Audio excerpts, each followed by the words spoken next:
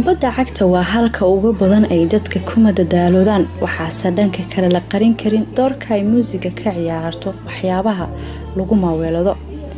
haddaba waxaa warbixin idinkugu soo koobaynaa xidigaha dheela kubadda cagta qaarkood ee isku dayi kara in ay dadka dhagahooda gaarsiiyaan dhawaqa muusiga.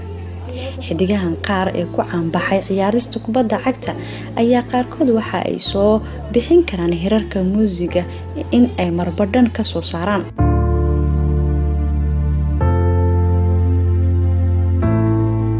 xidigahan qaar ee ku caanbaxay ciyaarista kubadda cagta ayaa waxa ay soo saari karaan hirar muusig oo dadka dhagahooda maaweelin kara.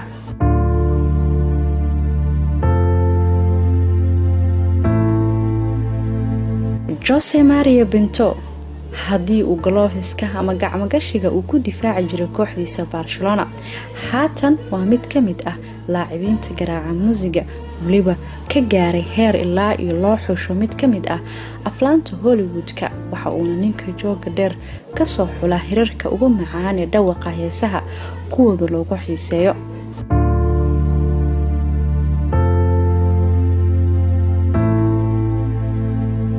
Sergio Ramos mararka qaar waxa sii kordhiya dhanka heesaha ama muusig loo garaacay sil jacayl qof loo qaba darteed. waxa uuna Sergio Ramos bandhigiisa ugu horeeyay oo heer caalami ah mar uu ugu talagalay xaaskiisa inuu u sameeyo karis ku aadan ka farxinta dhalashadeeda. haddii aan awoodo in aan daafaco kooxdeeda, waan awoodaa in aan muusig macaan oo aan ku garaacay gacantayda gaarsiiyo dhagaha xaaskayga, ayuu taagan yahay ciyaaryahanka lagu magacaabo Sergio Ramos.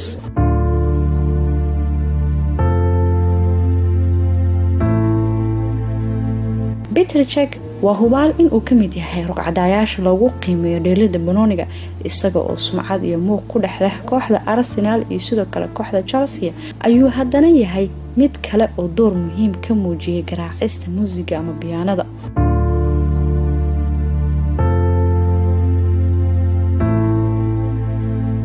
Wojciech Szczesny isaga oo mar muujinayay isgarab istaaga lamaanaha ayuu ninka reer Poland iyo xaaskiisa waxay isla diyaariyeen hees uu qofba kaalinkiisa uu ka qaatay. waxa uu Szczesny muujiyay in uu xiisaha galgacal ay ka keentay luuq suugaaneed oo uu ka cabirayay xiisaha uu u qaaday gacalisadiisa tii oo ay jirto inuu qayb ka yahay laacibiinta farahooda ay ka soo baxaan muusiga dhawaqooda kala duwan.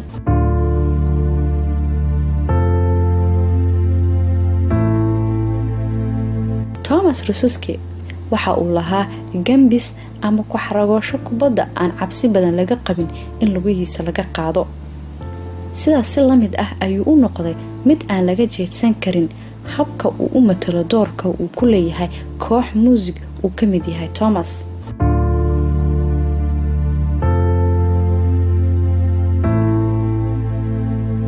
Sandro waa qad dhexe oo hibo aan qarsoomen ku dhexleh garoomada kubadda cagta, waxa uuna ku jira dhowr xidig oo ka soo muqbaxay dhanka muusiga.